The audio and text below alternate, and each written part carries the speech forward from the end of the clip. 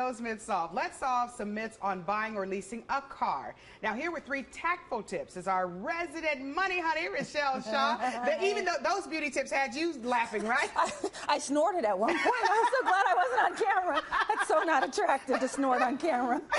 All right, Richelle, so you know all about money and finance and all this stuff, but you also know it can be very intimidating to go to a car dealership, I think in particular for women. So let's talk about that. The first thing that you say when you go into a car dealership, what's your advice? Yeah, the first one is know how much you can afford before you go. Okay. You know, the question that they're going to ask you is how much would you like your payments to be? Uh-huh. Okay, yeah. But if you tell them $350, that doesn't mean $350 for 3 years. That could be $350 for 7 years. So you want to make sure that you know how much you can afford before you go into the dealership, because it's never fun. It's never fun. I hate it. People love playing that game sometimes. I hate playing that game because I get angry like, didn't I tell you I only wanted $24,000 for this car?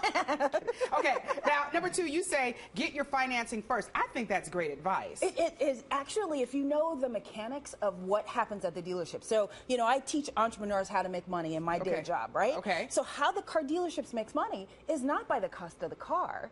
It's by getting a commission from the financing group that's giving them the money. Ain't that something? Yes. So if you know that. Okay, go ahead. So if you know that going in, then when they tell you, well, $350 and this lender, it's because they're getting a commission from that lender.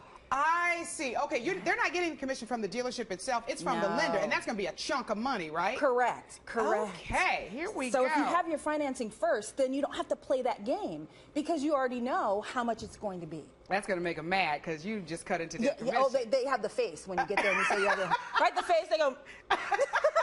Okay, and the last one you say, never leave the car dealership without the green slip for registration. We did a story on this in news a little while ago, and a lot of people recently apparently have been duped with this.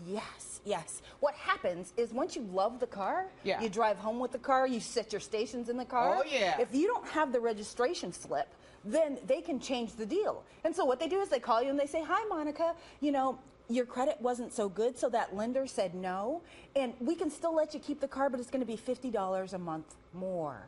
They can change the deal, Richelle, without our permission? Yes, without the green slip, because the deal isn't set until they do. That's why they can't wait for you to take it home that day. They go, you want to drive it home? Here's the keys. But that sounds like a crime to me. It's not really fair, but it really is. It's how it works. So if you know that, and if you get your own financing before you go, then you don't have to worry about it. They automatically give you the green slip and you can go register. See, that's why I hate buying a car. That's some really good information. I never knew that. Thank you so much, Richelle. You're welcome. All right, so, hey, the next